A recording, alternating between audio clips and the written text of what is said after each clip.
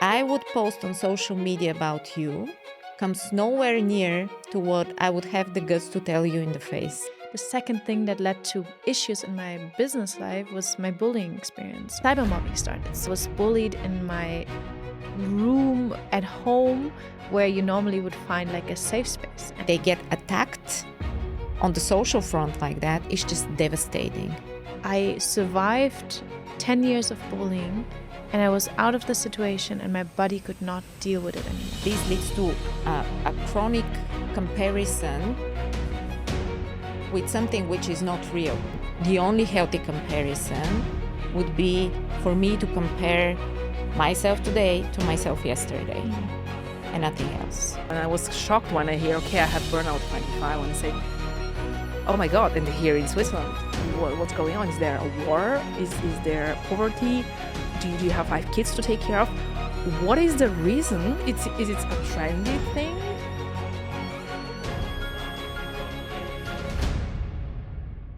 Well, it's happening. The first episode of Awakenomy is here, and together we have two special guests, Lilyana and Anastasia, coming from Berlin and Sofia, to join us for the first episode of the Burnout Towards Awakening, the first episode of Awakenomy. I'm the founder of Awakenomy, Galina, and I'm really, really happy to have my guests here. And before we start, Anastasia and Lily, I would like to tell you a short story, how we kind of end up with this podcast, which is a really, really interesting and funny fact. So I was invited on a business poker. Yeah, very interesting. You know, I'm a woman, so how many women go to a business poker event in Zurich? And it's very funny because back in the States, I was having my student job as a poker dealer. So I had to learn Texas Hold'em. Imagine 33 years old girl having Texas Hold'em with 8 or 9 old men playing there. So that was kind of fun. And I didn't know where to use those skills. So 6 months ago, I guess, I was invited to this poker event here in Zurich, and I went there and said, okay, let's just have fun and see how it goes. And I ended up to the final table, place 6, which was the only woman there. And one of the prizes was a podcast with Nico, which is something great. And I'm really, really happy to be here today. Nico, really thank you for that as well, for being here and for having this opportunity to present the first episode of Awakenomy. But strange thing happens. You know So how you won the whole thing? No, I was on place 6, but I was on the final table. So That's incredible. yeah. So that's how Awakenomy, and right now the first podcast was born. Sometimes you have to have luck and you just enjoy life. So that's why I wanted to share this special experience, and wanted also to say, do crazy stuff. Sometimes they really, really help to get your path ongoing. And what is also funny, I was just thinking how to prepare the whole podcast and what would be interesting topics. So Anastasia, we talked before that, if that would be something interesting, Lily, with you as well. And I said, okay, let's search if the topic is interesting for the people as well. So I created a post or job posting and was looking for volunteers for this podcast, because the topic is not so easy to talk about burnout. Those are emotional things. Not everyone can open about those things really in front of the audience. So for 2 weeks, we got more than 20 applicants willing to really to talk openly about those topics, which shows me that the time is here. It's good to talk about those things. People are here, and today we have a lot wonderful topics to discuss. And I really, really think that more and more people will start opening about those difficult things. So thank you one more time also for the older people who applied. We will get back to you probably with the next podcast. But right now we have Anastasia and Lily. And right now, before starting talking about the topics, maybe a short introduction round why Lily and Anastasia are here today. Lily, we know each other from a very long time, 15 years ago. We shared also very mutual and common experiences together, from personal and also from life experience. So explain a little bit about yourself. Why are you here today, and what is your focus in the next 60 minutes? Yeah, sure. Thank you for inviting me. First and foremost, it's great to be here, and with you, Anastasia, as well. That's quite exciting. Well, I thought in my introduction I'll try to answer the question, why would I have something important to say to the topic at all?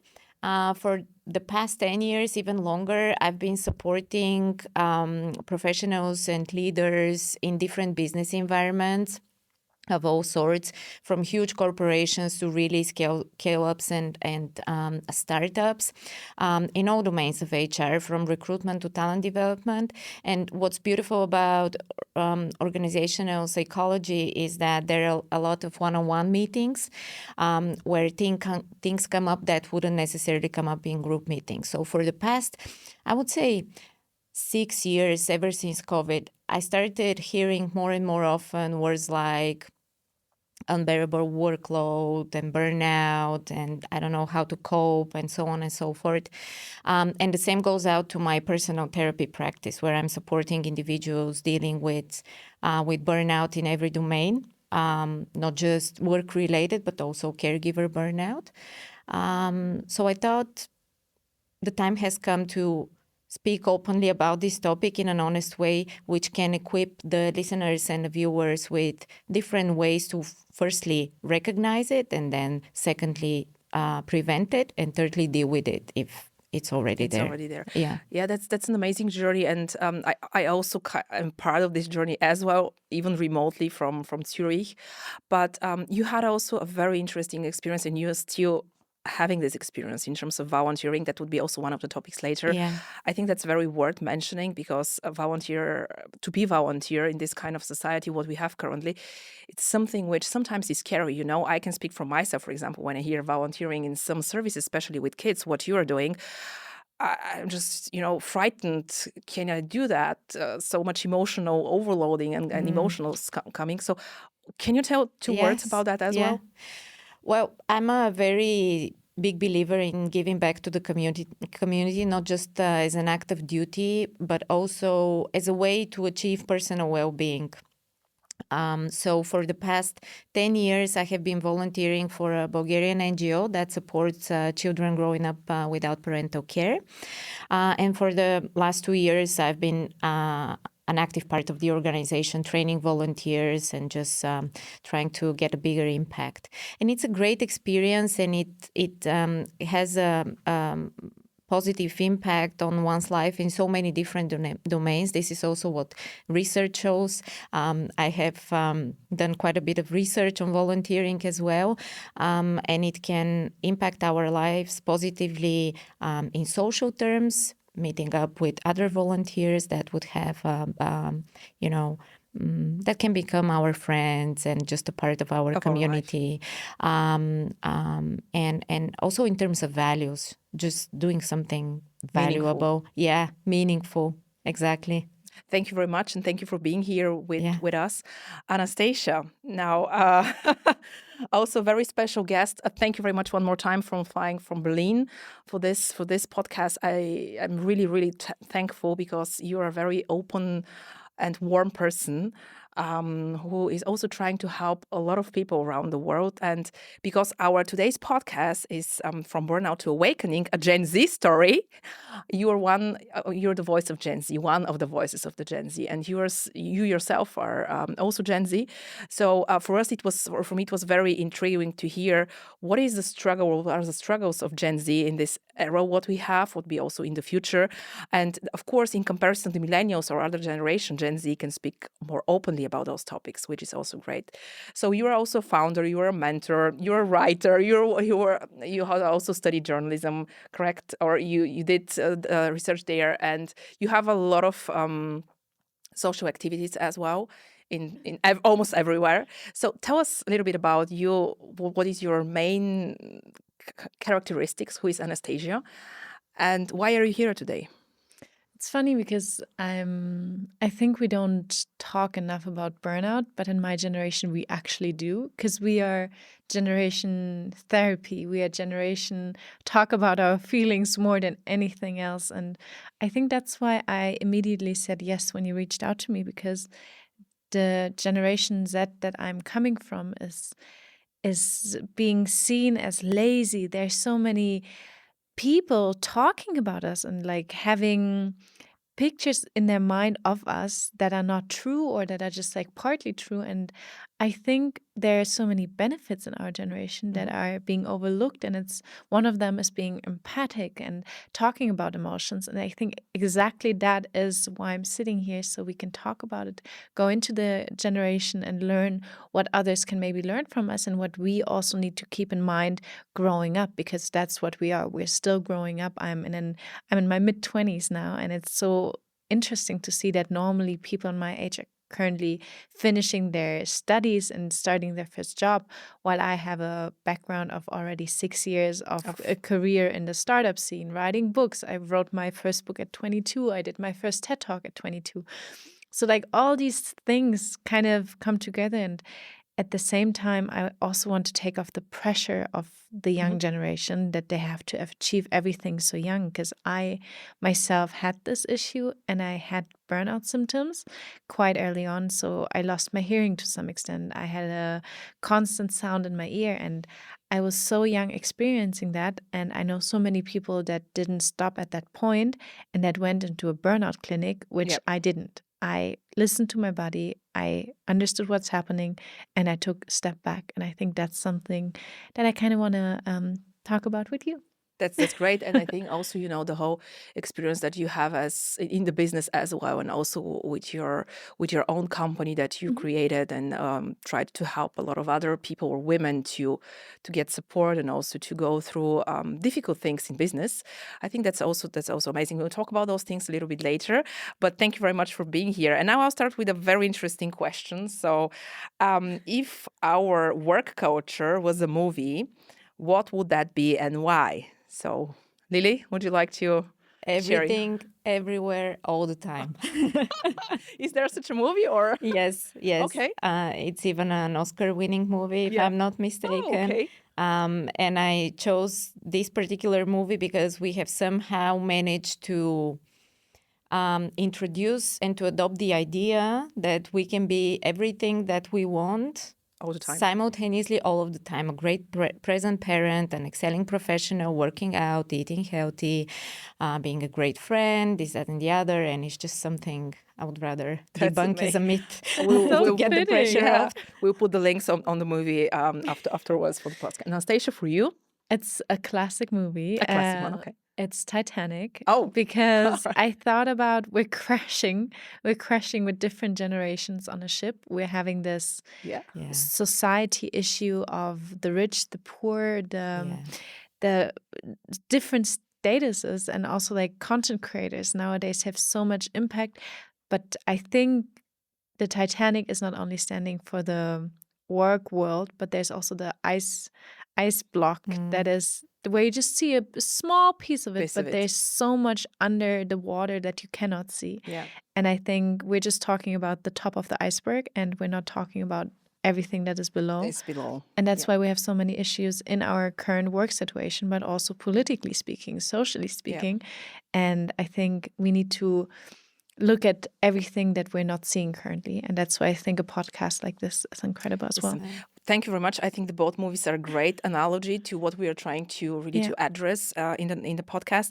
And I was also thinking yesterday about what is the movie? What is that? And I came up with Bad Bosses. I'm not really sure if you know it. Yes. With Jennifer Aniston. And they're bad bosses, they're like 5 young guys or five people affected from the bad behavior of their bosses. So it's a hilarious comedy from Hollywood.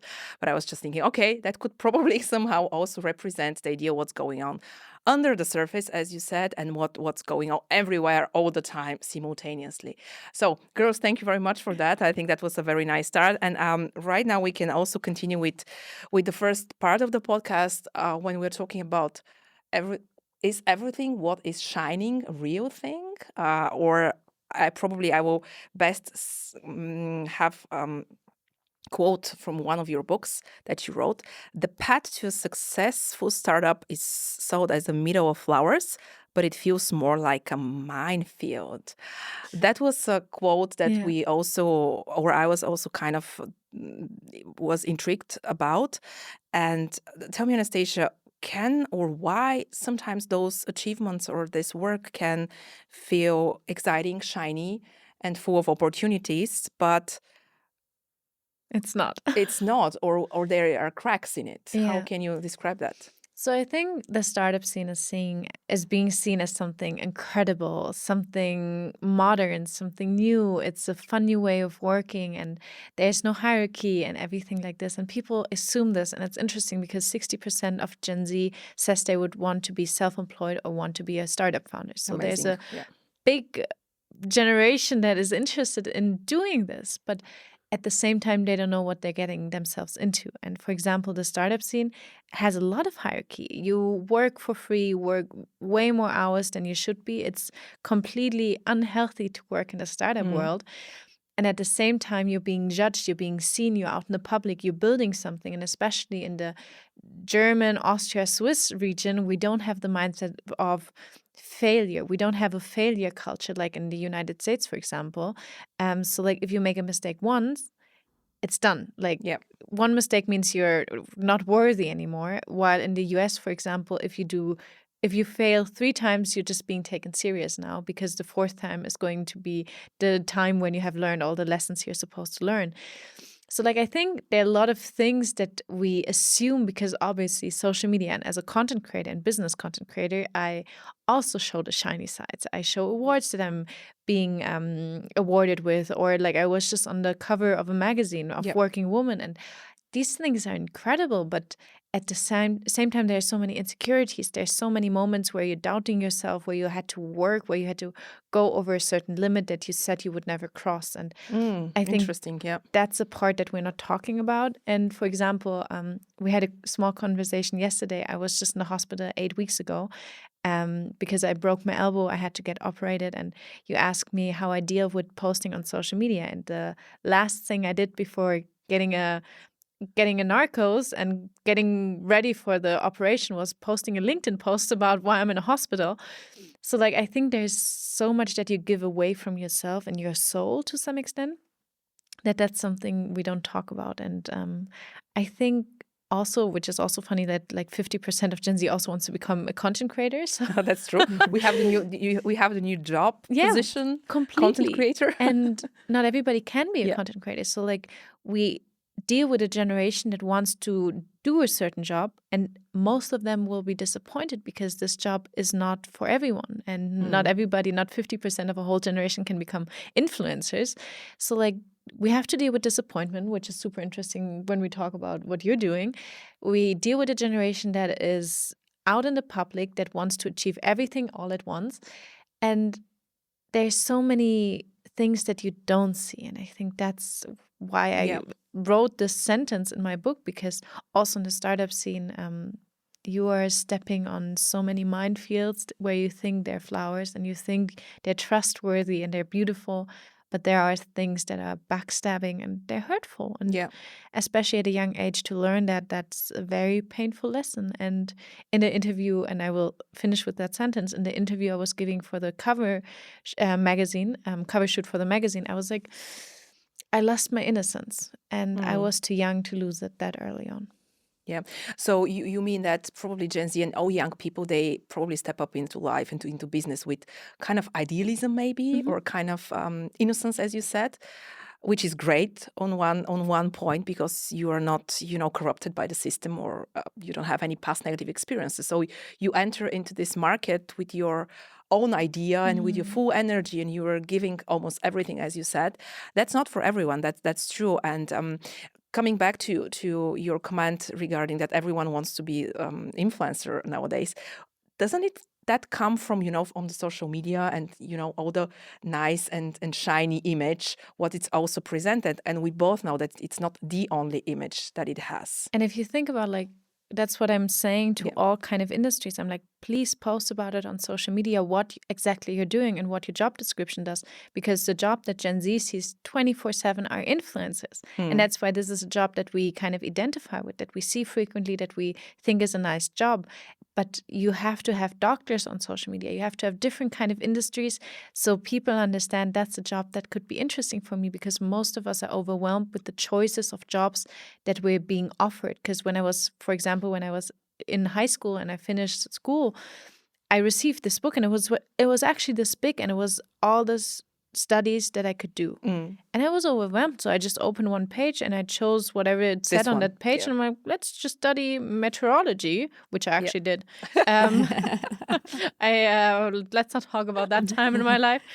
But it's overwhelming. And I think this overwhelming situation just gives you this mindset of like, whatever I see most, I want Yep. to do as well. So please, whatever you're doing as a job, post about it on social media so my generation Yeah. sees it and Sees it, yeah. understands what the job is about.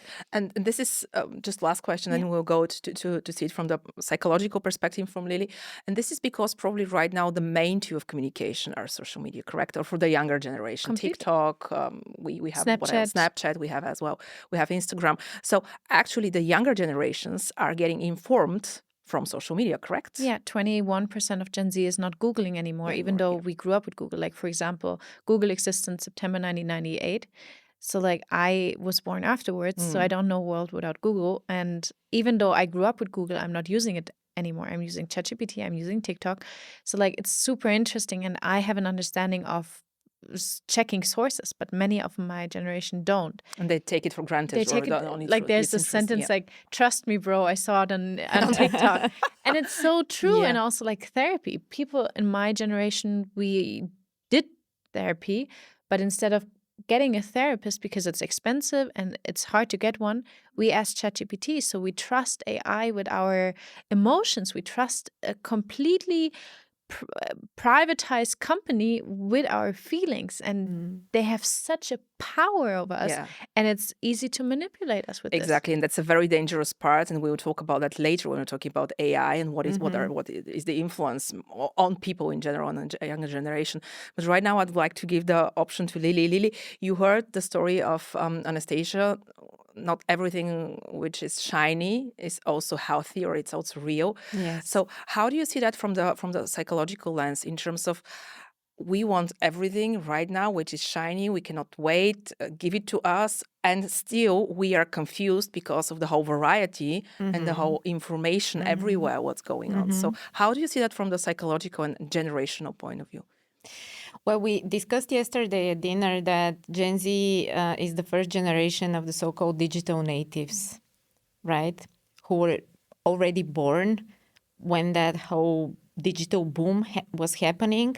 And they grew up with the phones in their hands, and we weren't aware back then of the side effects that would have on the brain and also on the perception of oneself and ability. So that's one. Then, and this leads to a chronic comparison with something which is not real, because I can pick and choose what to depict on social media about myself, right?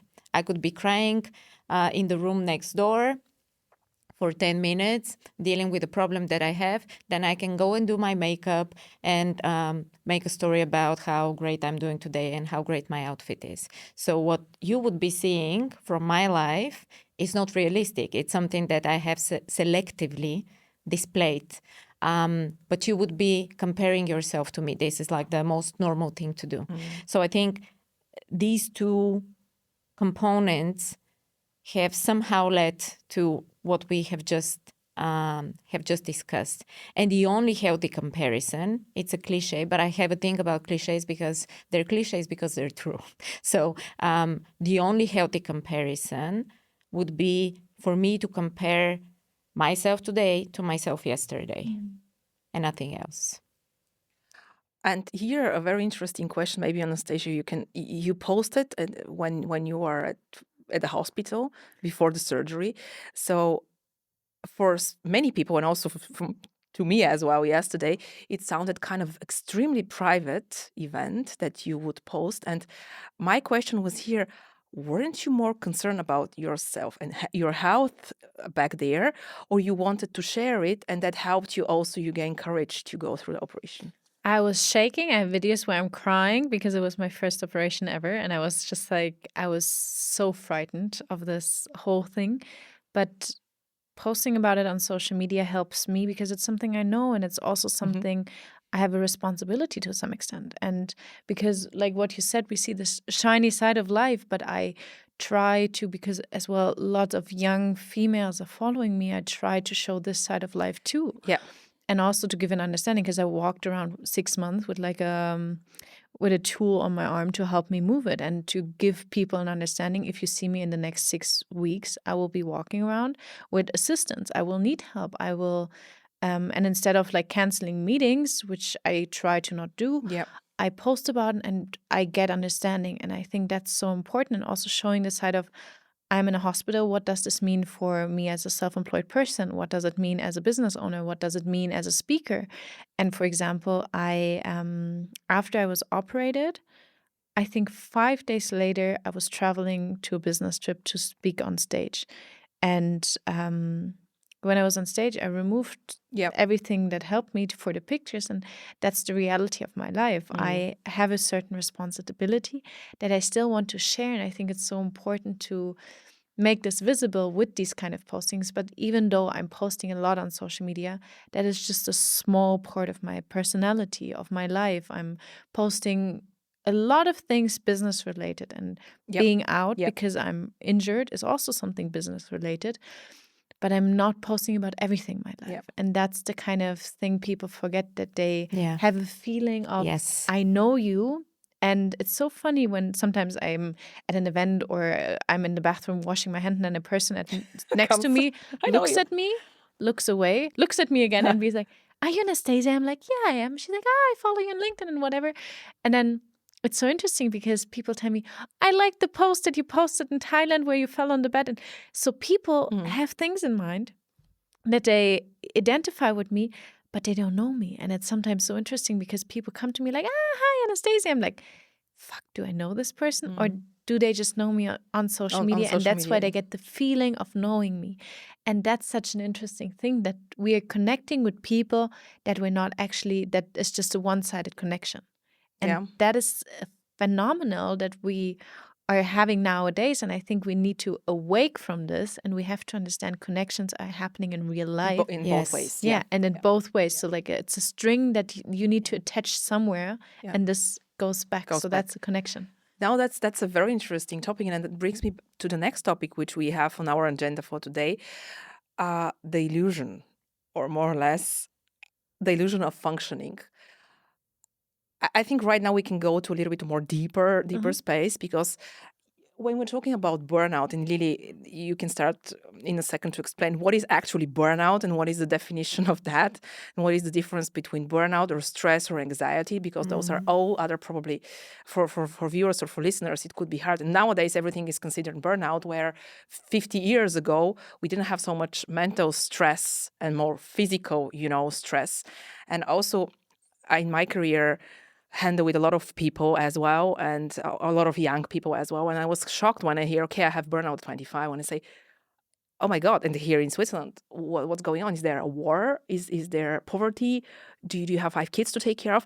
What is the reason? So is it a trendy thing? Is it, because you don't know, is it a trendy thing, or is it really because the technology and all the environment has changed so much that it's actually a real thing, but it's underestimated or it's overestimated? I don't know. Yeah, what is your idea on that? Yeah. The funny thing is that the definition of burnout has been evolving with our understanding of it over the past, I would say, really 5 to 7 years. Because in the past, we used to relate it to, being apathetic and just saying in the past, it used to sound something like, I can't take it anymore, and I'm just switching off. Nowadays, we already know that it can sound like, I know what I'm supposed to do and I'm fully motivated to do it. I just don't feel like myself anymore, right? So really our understanding evolves. Now, this is a very interesting discussion about the cognitive load we have today versus the cognitive load we had 50 years ago. Yeah. Right? But there is a very important nuance to that. If we compress human history into a single day, and we imagine that humanity has existed for a single day, the conditions that we now live in, that we consider normal, which are chronic life indoors, sedentary lifestyle, digital presence everywhere, all the time, everywhere, all the time. time. Exactly. Not moving as much as we used to move, not being outside in nature as much as we used to be. That amount of time would be like a few seconds compared to the amount of time we have spent outdoors, in communities, working together in nature. So what we have going on today is extremely new. And our brains and the way evolution works, it's a slow process. So we need time to adapt. And even though we consider all of these factors and circumstances completely normal nowadays, right? They're not that normal to our brains. They're completely new. Interesting. Just because, as I said, evolution works very slowly. And so that's one. Then another thing I consider very important here that needs to be mentioned, and it's a myth I would like to debunk, is about stress. Because if you Google, I know you don't use Google, but you can try it out. I do use Google. I'm talking about general Gen Z, okay? I know. But if we Google stress right now, you would get all sorts of topics like how to fight stress. Stress is the number one killer. Stress is the greatest enemy. That, and the other. Now, we need to understand that the goal of the human brain, which, by the way, is one of the most exquisite and sophisticated works of nature, is for us to survive. It is not for us to be famous, self-actualized, intelligent, and this, that, and the other. It is for us to survive. And it has developed very specific mechanisms that help us survive. And stress is one of these mechanisms. So when we talk about stress, it's really important to know that it is something designed to help us survive. Should I go into a little bit of detail about, the brain? Please. Yeah. Okay. So under good enough circumstances, our actions and decisions are guided by the prefrontal cortex, which is a very large portion of the brain positioned right behind our foreheads. When we are born and we are infants, it's almost completely lacking. So it's the newest part of the brain, and it's developing as we grow up. And it's developing until, I think, the early 20s 21, would be a good way to put it, right? And it's the part of the brain that is responsible for the so-called executive functions, like evaluation of alternatives, inhibiting one behavior for another behavior, making decisions, strategic plannings, this, that, and the other. So these are the very evolved functions that we're using, for example, in our business endeavors, when we're planning something, when we're performing complex analysis, and so on and so forth.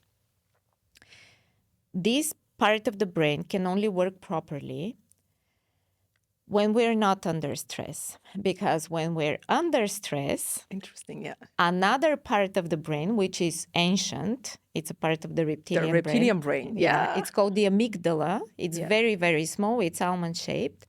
It's responsible for our emotions and emotional response. So whenever we get triggered and we get a signal that we're in danger, it goes off, and this is when stress kicks in, bluntly put, which means our heartbeat goes up, our breathing gets more intense, our muscles mobilize. We start sweating, probably. That's the fight or flight response. Why? Because 20,000 years ago, I'm out in nature with my infants, there's a bear that comes my way and I need to save them, and that stress response kicks in and it helps me survive because adrenaline it fully and all those mobilizes things my that body. are interesting. So if we say that stress is our greatest enemy, that would be false, because it has helped us get where we are. What is not good is chronic stress, because stress is like it's like the emergency mode of a car. Right? It only works when there's something wrong, and it's designed to get us from point A to point B, and then we should get it fixed. Exactly. It's not designed to work over a prolonged period of time. So we have a problem when the the emergency mode is on for a prolonged period of time, Our because then the normal modes, prefrontal cortex cannot function properly. Yeah. And what happens with the constant ongoing digital presence is that we're getting the stimuli from our digital devices, and the brain doesn't care if it's digital or real. not. It doesn't make a difference. Yeah. Yeah. So that would be the difference between stress and chronic stress. And then if we are exposed to chronic stress for a prolonged period of time under very extreme circumstances, this is when we get burnout. Interesting. Yeah. It reminds me also of the podcast that we did with Peter Bach in the Grand Challengers. We're talking also about the frontal cortex, and I had the comparison to like a zebra. Yes. Because the zebra, the animals, they don't have this so well developed. So when they are in danger, as you said, there is a lion, the zebra will run, and after the lion is gone, the zebra will not remember anymore that the lion, and will consider anymore what would happen in the future if the lion comes. So the zebra has not the opportunity or the skill to self-reflect on its behavior as we do. And according to self-reflection, is it also part of the frontal cortex, or where would you see it? Yeah. It's that ability to analyze your own actions and to And the zebra would not ponder on it for a long time. It would just run away from it, shake it off, and keep going. Keep going. That sounds like a Taylor Swift song, to be honest. But going back to, that's a very interesting topic, and I would like to come to Anastasia now. Anastasia, what stresses you? Oh, not much, to be honest. Yeah.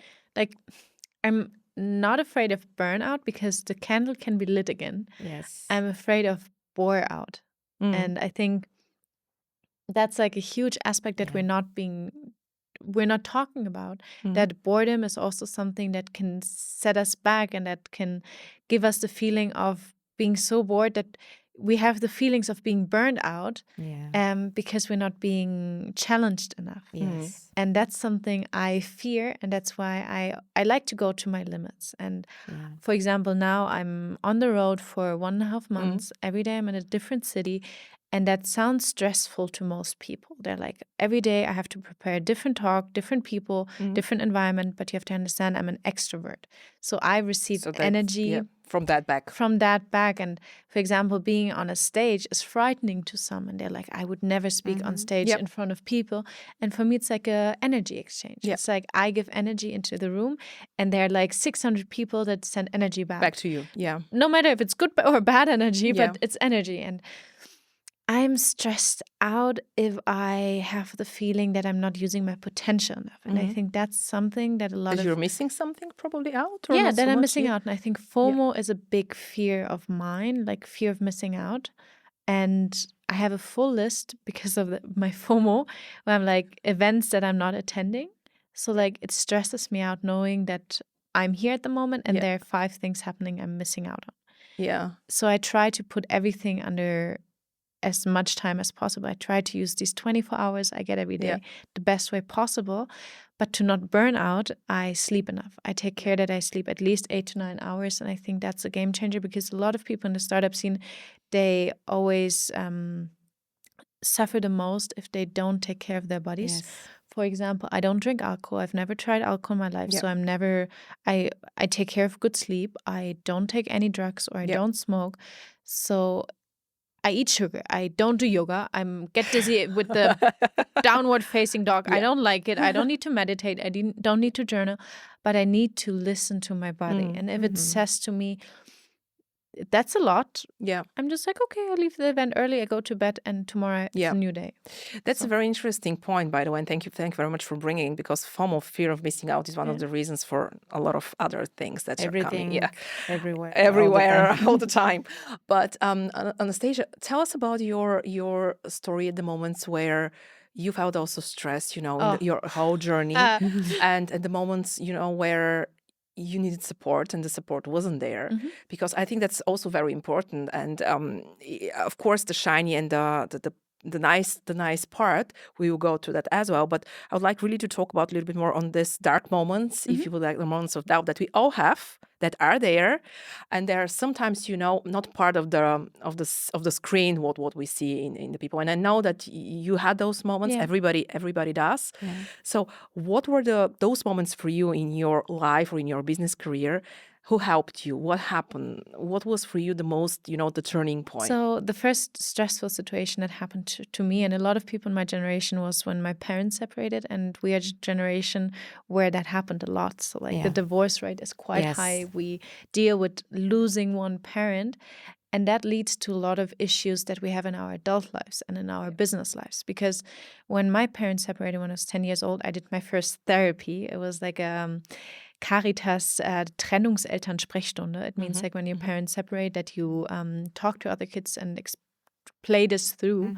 And that's hard because as a child, you become the parent or you become the adult.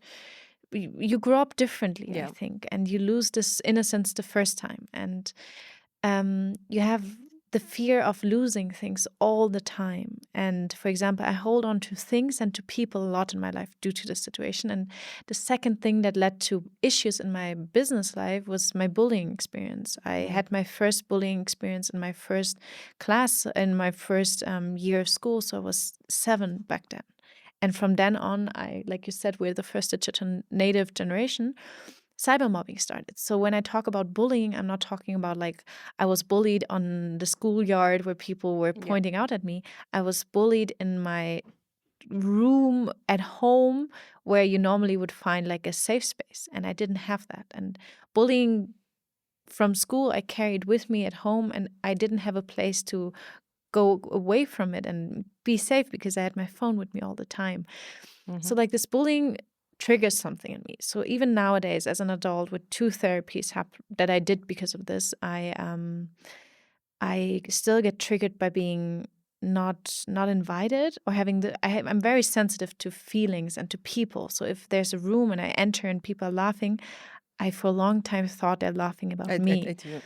Or like when there's shit talking about you on social media, or people like gossiping about you online, and I get these kind of screenshots sent, and that happened last year to me.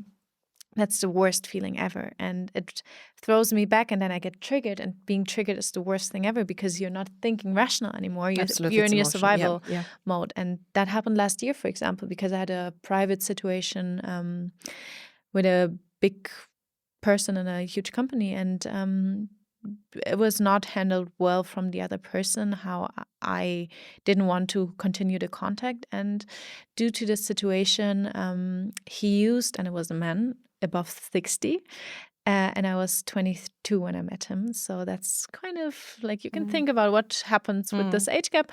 Well, and he used his power against me to try to ruin my reputation. Not silence me, but to ruin my reputation, because my reputation was always clean. Like I had a white vest for 6 years, and he tried to kind of mess up with it. And he did to some extent with like spreading rumors online. And that was horrible for me because I was reminded of this bullying phase of mine.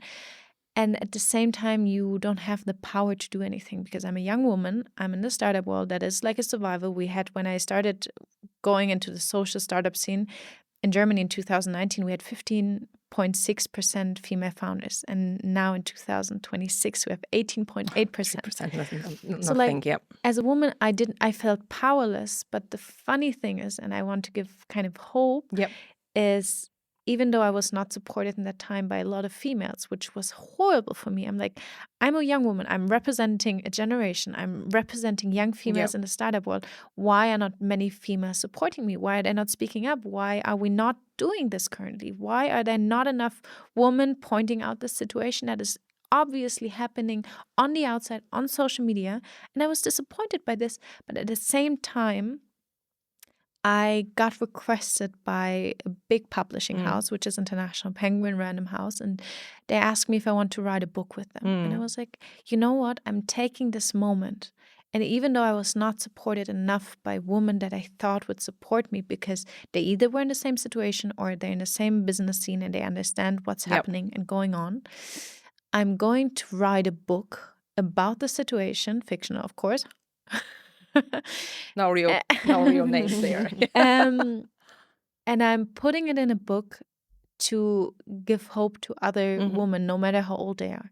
So I'm currently writing this book. We already sold the filming rights. And that's something for me where I'm like, you have the power to wait and see what's happening. Yeah. And I think that's so important, to be patient. And for example, I've never openly spoke about the situation that happened to me because I didn't want to give them the power and something to react to again. Yeah. But now, on my conditions, I'm doing something, telling my side of the story and going out there, and I'm going out big, baby. Yeah. And that's something that I kind of want to empower others to do. If you feel stressed, if your brain is like working like, what can I do? Survival mode. Don't use the first reaction that you would normally do. And I was lucky enough and privileged enough that back then a lot of celebrities called me and were like, Anastasia, no matter what happens now, don't react. And the first impulse I had was, because I'm very strong in my opinion, and I like to speak up when I see unfairness happening, and it was very unfair what happened to me. I didn't say anything, and I kept quiet, and that was the best thing that people could have advised me. So I waited, and now I'm coming back.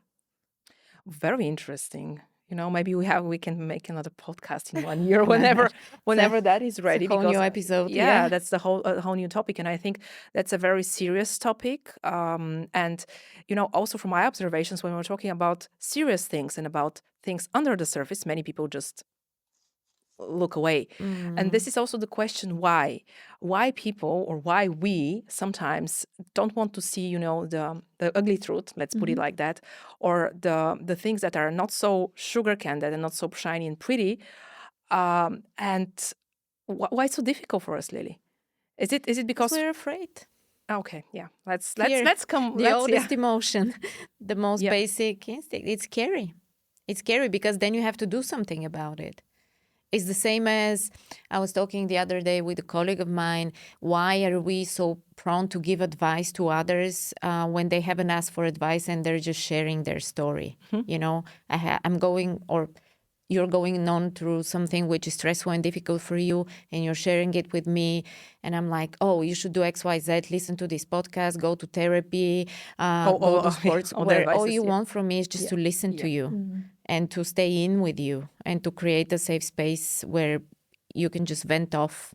And maybe we can talk about it, maybe not. Maybe you would ask for advice, maybe not. But we need that creative, safe space where we talk to each other. And the reason why we're so prone to giving advice is just because we cannot bear the discomfort and the suffering of the other person. So we just want to fix it very quickly. And when we're ignoring things that are under the surface, it looks like the easier way out, because if we acknowledge them, then we would have to deal with them.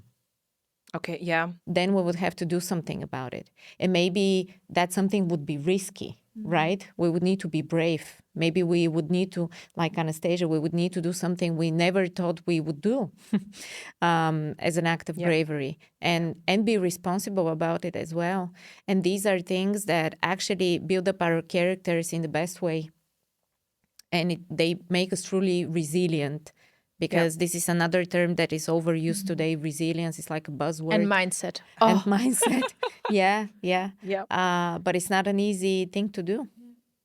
Talking about the work life, because I think that's very important. There is a lot of things happening there, And with this example, Anastasia, which you give, I think many probably listeners can relate to some extent to all those things. The question is the stress and is the burnout happening only in this way, or there could be also another stress in your life which can triggers also burnout, or which can triggers disconnection to yourself? Because as you said, it's actually stress, burnout is not being yourself anymore. So what is that? Not being connected to not yourself feeling like yourself anymore. But I would like to add something, because we always talk about burnout, where we don't talk about dissociative personality disorder. Disorder. And that's not talked enough about. And I really thought about writing about it, because we talk about burnout, but we don't talk about what happens when you kind of like, you're not yourself anymore, but you're still yourself, and you're in your body, but you're not in your body. And that's like a process many people had before, but they don't have a name for it. For example, it happened to me, and I called it zombie modus, because I didn't understand what's happening to me. And there's a name for it. Yeah. And maybe you can tell us more about it, because that's something I think that can happen when there's a stressful situation, Yeah. like bullying at work. There's an uncomfortable situation, you're being overseen, overlooked, and then the situation can kick Yes. in. Yep. Yeah. And I think this is happening way more often than maybe burnout. Because if you look at the numbers, how many people really have a burnout, and like how many people say they have a burnout, that's like a small little difference. But how about, maybe you can tell us more about that? Yeah, so with regards to the stats, I think the latest number that I have about burnout is about 70% of people reporting they have one symptom of burnout. Which is tricky, because we have said there could be many different symptoms of burnout. Like, to me, it could be losing sleep. To you, it could be not being able to get out of bed. So it could be the two ends of the extreme.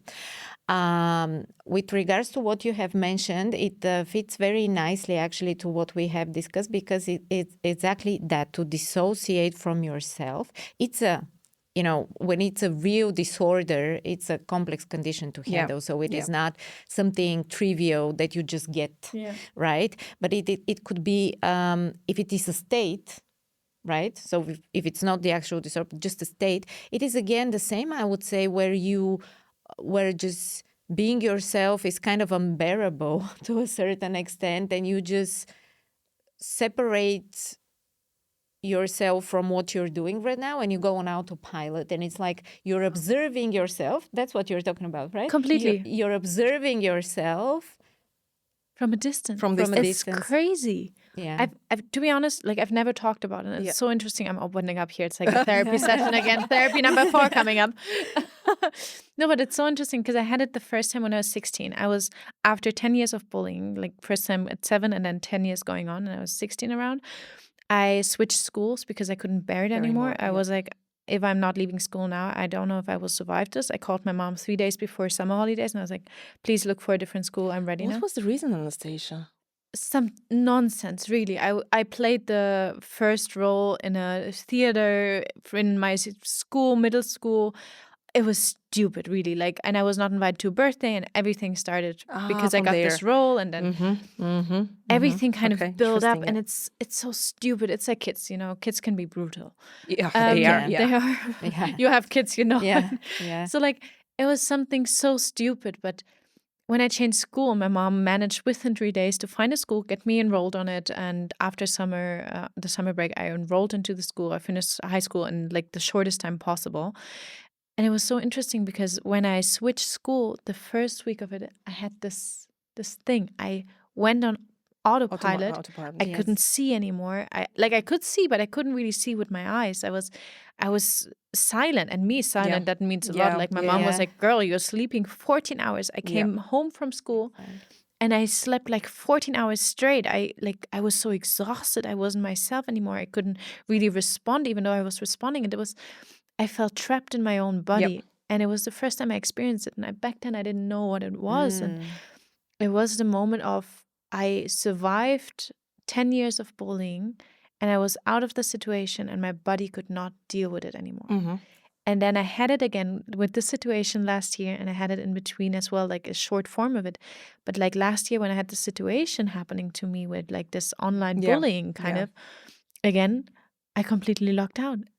And it's so interesting because I felt ashamed of it first, but then I talked to a lot of startup founders, and they experience the same thing because they're so under stress. And that's something where I'm like, why are we not talking about this? What is that, Lily? How do you explain that? What's this? So something I wanted to say, something which is very typical of the digital environment, is exactly this: bullying, destroying one's reputation, those kinds of verbal attacks. And they're actually, for a teenager and for somebody growing up, that's devastating. Because in the teenage years, that's what's typically happening from psychological perspective. Until your teenage years, your parents are your whole world, and all you want is like their approval, their care, their attention. Once you get a little bit older, in the teenage years, you turn to the world, and it's your job to find your social surrounding and your community.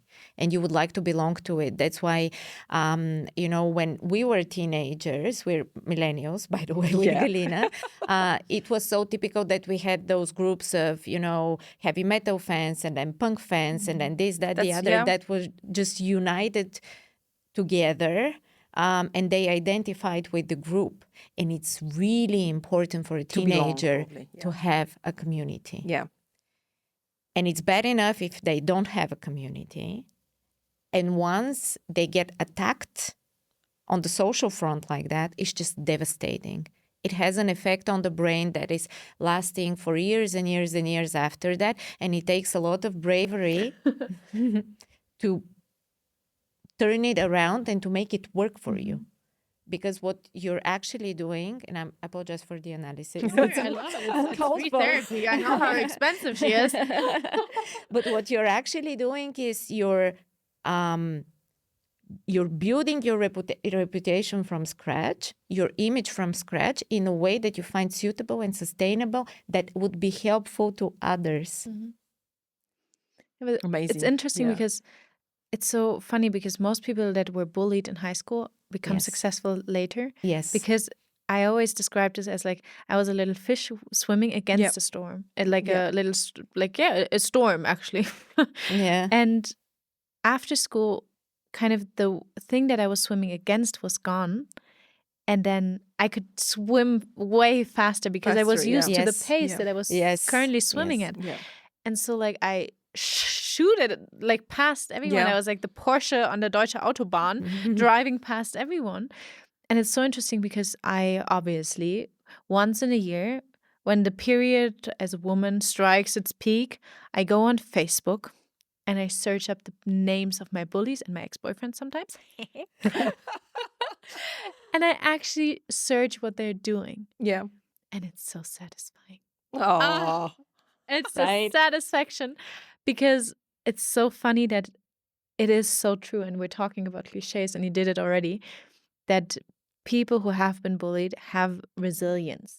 And what other people have to work for in their work life to build resilience, I've built from an early age on. Yeah. And that's kind of, when I'm like in podcasts, you always get asked like, how do you become successful? How did you build that? Yeah. And what's your secret? It actually was, I was being bullied. Yeah. And because of this happening to me in such an early age on, I've had this strength within me that I wish no one. I don't wish any one of you to be bullied, but it gives you something that I try to see it as positive as possible. And it's so interesting because I've put myself out in a situation where I'm a public figure now. Yes. And I'm being bullied in public because obviously as a public figure, everybody has an opinion about you. But I can deal with it.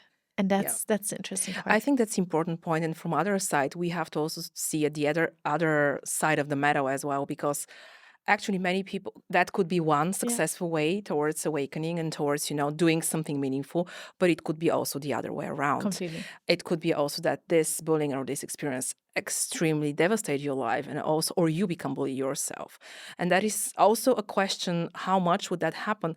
And why is this happening? Because at the end, somebody to bully other person, isn't it a lack of love, a lack of something, Lily, at the end? It's just, that's the thing about social media and, and that digital space. And in the same breath, I'm saying, I realize this is the future and this is what's going on, so we have to live in it. But we have to be aware of some things because it could be really devastating. What I would post on social media about you comes nowhere near to what I would have the guts to tell you in the face, in person. Yeah, that's a very brave face, by the way. Yeah, because you have a mask, or you have the screen, you or you have fake account. You don't feel the impact you have on the, because if I'm rude to you right now, I would feel how you feel, and there will be a counter emotions, because of your body language, and I might really be a horrible person and not care about it and keep on going. But the form and shape in which it takes place on social media is just multiplied. People are so mean on social media. It's just amazing. Why don't we use that for something good? That was always my question. We discussed that also yesterday. Why don't we use the voice to make something People good out of are. it. There are a lot Yeah. of good people on Yeah. social media, Yeah. and I Like you. and not no, but they're like influencers that talk about Yes. self-love and Yes. helpful. So there are a lot Yes. of great accounts. But I wanted to say about this, and this is so interesting about because it's a Gen Z episode, Gen Z trend. Gen Z trend. No, but like also this episode. That's why Gen Z doesn't talk on the phone anymore. Yeah. We are not Oh, used to. interesting. If Yeah. you think about it, Gen Z doesn't call anymore. They I've just noticed type it, or yeah, what? they We just type text. and we send Voice voice memos messages. because we can delete what we said and we can take it back. Yeah. And we can bearbeiten it in this, like we can Edit it, yeah. edit it Yeah. in the end. And it's so interesting because we're not used to having an immediate reaction anymore. Because with social media, we're used to thinking about it, deleting Yeah. something. So like we always It's keep interesting, the option open to change the text and edit Yeah. the text we send it. So that's so interesting, and that's like in the bullying sense, but also in the way of communication. Communication. We're yeah. not used to immediately answering anymore. Yeah. We always leave the space open to think about it, and Which is good. which is Or- good. Yeah.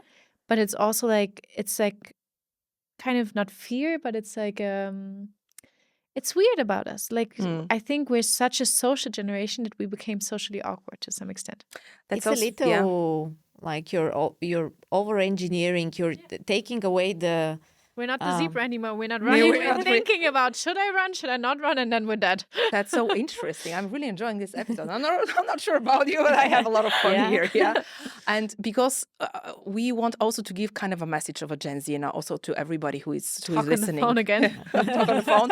Meet in person probably Yeah. as well. Yes. But also looking at the old tendencies that are coming, AI, technology everywhere, having robots, having our clones doing our things for ourselves. So Lily, can you also relate to this topic and also from your experience, what can we as people do, first for ourselves, not to get always in the victim mode, but what is our responsibility, not only to the world, but to ourselves first in this generation? And what would be also your observation and message? Related to burnout or in general? In general. My message would be to find the perfect balance between the new things and the old things, meaning to be technologically and digitally literate, yes, of course, to take advantage of the technologies, yes, of course, but also to spend time with your friends, to work out, to be out in nature, to engage in spontaneous conversations, and just be a little bit more grounded in the actual reality and not in the digital virtual reality. Yes. And what about the volunteering? I wanted to ask you, what does that bring to somebody who would probably be in a burnout? Or, here in Switzerland, there are so many rich people. Yes. And they're unhappy. I'm sorry, but the money cannot buy you success. Or it can buy you success. chocolate. But it can buy you chocolate, if that's true. But they cannot buy you happiness or love or real emotions. So for example, for those people who they have the material, standard, they have the opportunity to help, but they don't, due to different reasons. How can we connect that to volunteering, to do something for others? Yeah. So what research suggests is that there is a positive correlation between having money and more money and being happy to a certain point. And after this point, it doesn't matter anymore if you're a millionaire or billionaire or whatever. How much amount is that? I need to look it up. Depends on the country. I need to look it up. But let's say once you reach that level of maybe upper middle class, afterwards, more money don't really make you more happy and safer. You have money, you have problems. But more money, more problems. But I've also read that a solution against burnout and like feeling burned out in actual sense, social work helps to prevent that. Is that true? Yes, because it so gives you. Volunteering is the solution. It could be.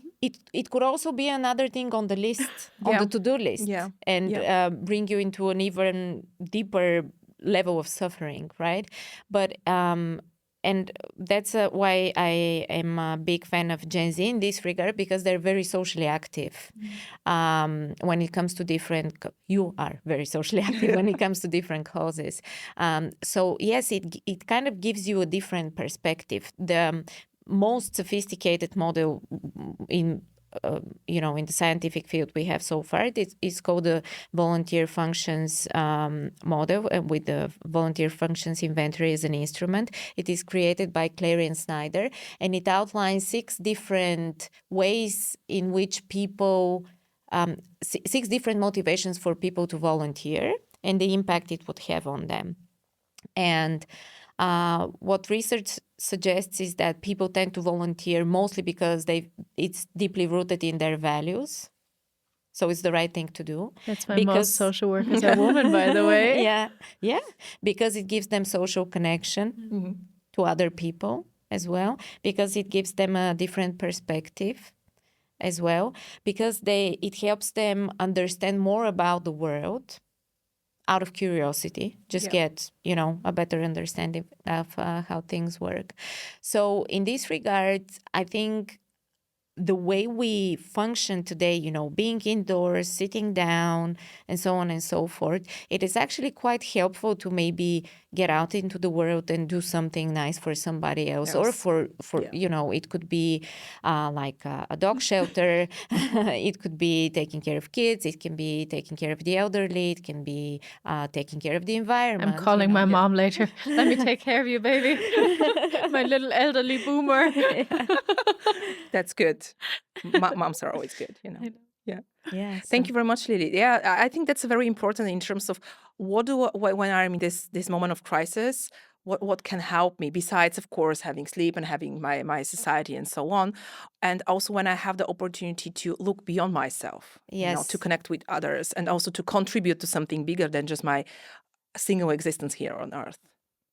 I'm very conscious about not putting everyone in the same box when it comes to those kinds of experience and not making it sound trivial. So this is kind of a next level, say, measure you can take if you feel this way or if you have felt this way or whatever. But I would like to outline a few prevention techniques.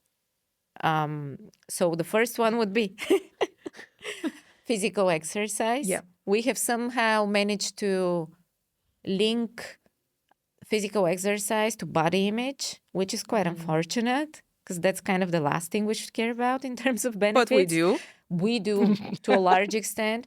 But what research has shown really, really strongly in the past 10 years is that, when we think about burnout and cognitive load, we tend to think that we can regulate it through cognitive work and through cognitive effort, like calming yourself down with different kinds of thoughts and affirmations. And actually, the best thing you can do is do a workout because it just regulates the cortisol level and the adrenaline levels.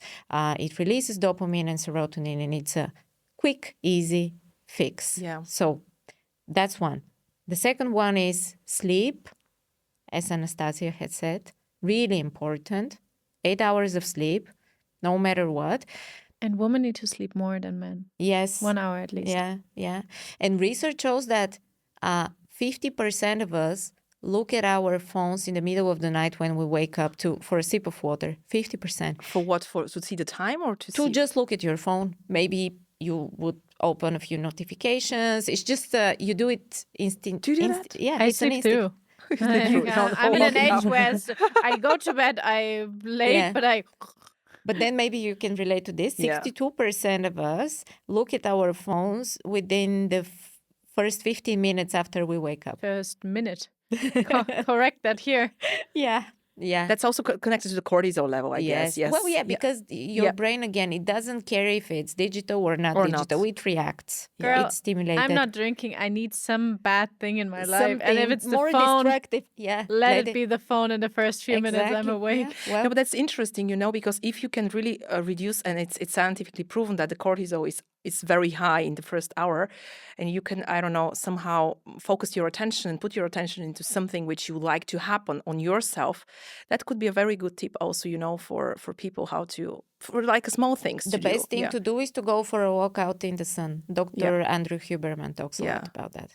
hit of vitamin D. And not live in Germany where no sun is. And well, Germany's our story. Yeah, we need another podcast. Yeah. Okay, thank you very much, Lily, for that. I think that's a practical advices. Anastasia, you also your final thoughts and your final words on your recommendations for younger generation, also connected to work and to into exposure with technology or with our older generations or with us or with stress in general. Find a mentor. You have a 200 higher percentage chance of being successful with a mentor, no matter what. It can be an older mentor, but also a younger mentor when it's about social media, for example, to understand how it works. And that's for all age groups. Understand your trigger points, because that's a game changer for you and every decision you make in life. And I think the third point would be build a relationship to your family. Like, I know many of us struggle with it, but it helps to understand how they were, why we are the way we are, because the older we get, the more we become the sides of our parents, for example, or grandparents that we don't like in them. And to work on that and try to understand why they are the way they are, and understand there's like a trend on Instagram being like, your mom is also just a girl living her life the first time. And understand that as a child, and we're all childs of someone, and some of us don't have the luck to have a parent anymore, and I'm so blessed to have the best mother in the world. And if you're not able to say, well, I think you're amazing moms too, but my mom is the best, and if you don't always your mom, but that's the thing, not everyone thinks that. I know. Call your parents and spend time with them, because, for example, I'm able to almost see my mom every day when I'm at home. And I value the time with her. And if one day she will not be with us anymore, I will press her into a little diamond. I will carry her around my neck, and I will take her everywhere I go. Because the time we have left with our relatives and our parents is so limited. And hopefully what you said yesterday was so beautiful. Hopefully we go in the order that we came in. And I think that's something that I hope happens in life, because I would not want to have the pain, to ever feel the pain my mom's, or see the pain my mom's as if I left before her, but to understand why we're on this earth and appreciate also the person that we have to be thankful for, that we're on this planet. And do good with it, and to try to always be the best version of ourselves. And I have a small little tip, and then I'm done talking.